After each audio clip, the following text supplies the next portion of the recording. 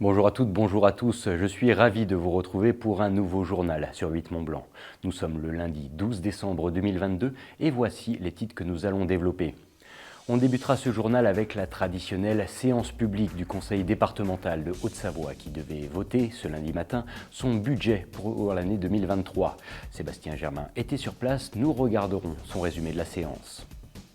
Et puis la Haute-Savoie où les archives départementales ouvrent leurs portes aux visiteurs. De nombreux témoignages du passé sont accessibles, retraçant pour certains jusqu'à 1000 ans d'histoire de notre territoire. Une vraie machine à remonter le temps sous forme d'une exposition, reportage dans un instant. Je vous le disais en titre, les conseillers départementaux de Haute-Savoie étaient réunis en séance publique ce lundi matin. Au programme de cette session, le vote du budget primitif. Et pour 2023, il s'élève à 1,3 milliard d'euros. Une somme légèrement en hausse par rapport à 2022. Sans surprise, les investissements et les recettes concernent les compétences chères au département, le médico-social, l'éducation ou encore les routes. Mais ce budget primitif est d'abord et surtout synonyme de bonne santé pour la Haute-Savoie. Les précisions dans ce reportage signé Sébastien Germain. 1,3 milliard d'euros. Voici le montant du budget primitif voté ce lundi matin par les conseillers départementaux de Haute-Savoie pour l'année 2023. Une somme conséquente qui valide la bonne santé financière et budgétaire du département. Je ne me suis jamais caché que mon prédécesseur m'a laissé une situation qui était saine, mais avec aussi la nécessité d'accélérer les investissements. On a fait un plan drastique en arrivant sur les dépenses de fonctionnement. On a eu du nez de faire cet emprunt à taux fixe avec des taux très très bas en arrivant, alors que j'en avais pas forcément besoin. Dieu sait qu'aujourd'hui, vous l'avez entendu, personne regrette. Et puis on fait très attention aux dépenses de fonctionnement. On a pour l'instant des recettes qui se tiennent et on met le paquet en investissement qui vont produire des richesses. Donc a priori, à ce stade, tous les voyants sont au vert. Par rapport à celle de 2022, cette mouture 2023 est en légère hausse. Une augmentation qui peut s'expliquer par le fait que les élus aient eu plus de temps pour préparer ce budget primitif. L'année dernière, c'était de la folie. Élus au 1er juillet, les vacances juillet-août, septembre, toute la remise en route et puis il faut voter un budget dans la foulée.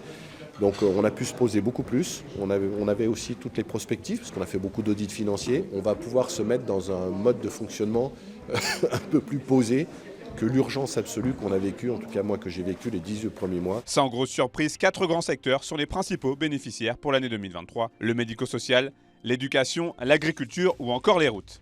Vous avez entendu les prises de parole de tous les conseillers départementaux qui notent dans leur canton des dossiers qui étaient bloqués depuis plusieurs années et qui se débloquent avec des priorités qui seront réaffirmées dans ce budget. Vous le savez, les collèges, ultra priorité sur l'éducation, sur le sport, sur la culture, les pistes cyclables, l'amélioration des moyens de transport et puis l'accompagnement à la personne. Et pour rappel, l'an dernier, c'est un plan de 10 milliards d'euros d'investissement sur 4 ans qui avait été voté par les 34 conseillers départementaux au Savoyard.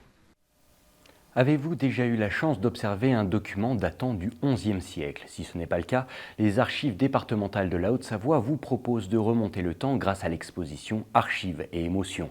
À l'occasion du millénaire de leurs plus vieux manuscrits, le Centre des archives vous invite donc à découvrir ou à redécouvrir des témoignages d'un autre temps. C'est un reportage signé Nolwenn Bihan. Parcourir ses émotions à travers des documents d'archives. À l'occasion de la présentation de l'exposition Archives et émotions, plusieurs visiteurs ont pu se plonger dans l'univers des archives départementales. C'était où ça ? L'occasion d'en découvrir plus sur l'histoire du département et pour renforcer le lien avec les visiteurs, un petit jeu interactif est installé à l'entrée de la visite. On invite les visiteurs avant ou après la découverte des différents chapitres de l'exposition à nous dire aussi, eux, ce qu'ils ressentent en ce moment. Mais la star de l'exposition, c'est ce document datant de l'an 1022. Écrit sur un parchemin, ce papier est un acte de transaction entre un évêque et un comte. Une archive qui fête son millénaire donc. Une chose rare, même pour les archivistes qui souhaitent partager ce trésor au plus grand nombre. En sortant de l'exposition, je pense que on peut avoir appris des tas de choses différentes. On peut vraiment piocher un peu ce qu'on veut dans cette exposition. Mais la première chose, nous, qu'on aimerait que les visiteurs retiennent, c'est la richesse et la diversité des documents d'archives. Parce qu'on s'attend effectivement à trouver chez nous des grandes séries de documents très administratifs, on s'attend à trouver des documents qui permettent de faire sa généalogie, l'histoire de sa famille, etc. Et on ne s'attend pas forcément à autant de types de documents différents, à une telle variété de contenus. Photographies, affiches et documents manuscrits, Cette variété de contenu est libre d'accès et gratuite. Principe même des archives départementales depuis leur création durant la Révolution française. Une façon d'assurer la transparence de la vie publique, fonction remplie par le département. Les archives, déjà, c'est une compétence obligatoire. Ça veut dire que le conseil départemental a obligation de gérer les archives départementales. C'est-à-dire qu'on collecte, on valorise, on restaure et on met à l'abri tous les documents qui nous sont amenés. L'exposition est située à l'entrée des archives départementales et est en accès libre dès maintenant et jusqu'à la fin de l'année 2023. Ce lundi, Météo France a classé nos départements en vigilance jaune pour la neige, le verglas et les risques d'avalanche. En effet, les températures sont négatives et l'arrivée d'une perturbation dans la nuit ne va pas arranger les choses. De la neige est attendue jusqu'en plaine dans l'Ain comme en Haute-Savoie, 2 départements dont la vigilance évoluera donc de jaune à orange en cours de nuit. Si le risque d'avalanche reste élevé, de 4 sur 5 dans la plupart des stations depuis ce lundi, la neige et le verglas sont attendus tout au long de la nuit et dans la matinée. Attention à vous donc si vous devez prendre la route. Pour plus de précision, ne ratez pas l'incontournable météo de Thierry Paul, mais ce dès la fin de ce journal. Un mot de biathlon à présent. Vous l'avez peut-être suivi ce week-end, les tricolores ont encore fait forte impression à Orfilsen en Autriche. Chez les hommes, Émilien Jacquelin se classe 2e du sprint et chez les femmes, c'est Julia Simon qui s'est imposée sur la poursuite avant de remonter une nouvelle fois sur la première marche du podium avec le relais féminin. Je vous propose d'ailleurs tout de suite d'écouter leurs réactions à chaud recueillies par FFS TV. C'était du bon stress, c'était un petit peu de nervosité, j'avais envie d'y aller vraiment et je me suis dit oulala, va falloir canaliser ses émotions quand même, pas falloir trop partir fort et lâcher d'énergie inutilement. Donc voilà, c'était vraiment un très gros challenge et je suis vraiment contente de cette course. C'était encore une fois une belle bataille et ça s'est joué pas mal au pas de tir, donc ouais, c'est une course sur laquelle je peux m'appuyer encore une fois pour la suite et ça fait plaisir. Content encore une fois d'être resté concentré sur moi-même, d'avoir fait mon taf.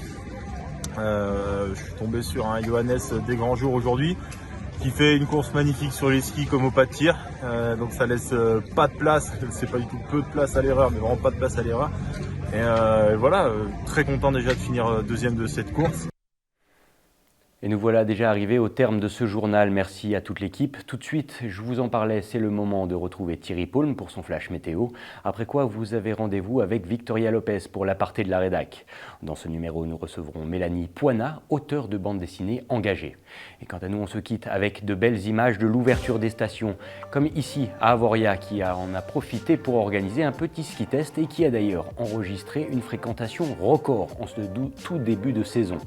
Quant à moi, je vous retrouve demain à 18h pour un nouveau journal. D'ici là, je vous souhaite une très belle fin de journée avec nos programmes.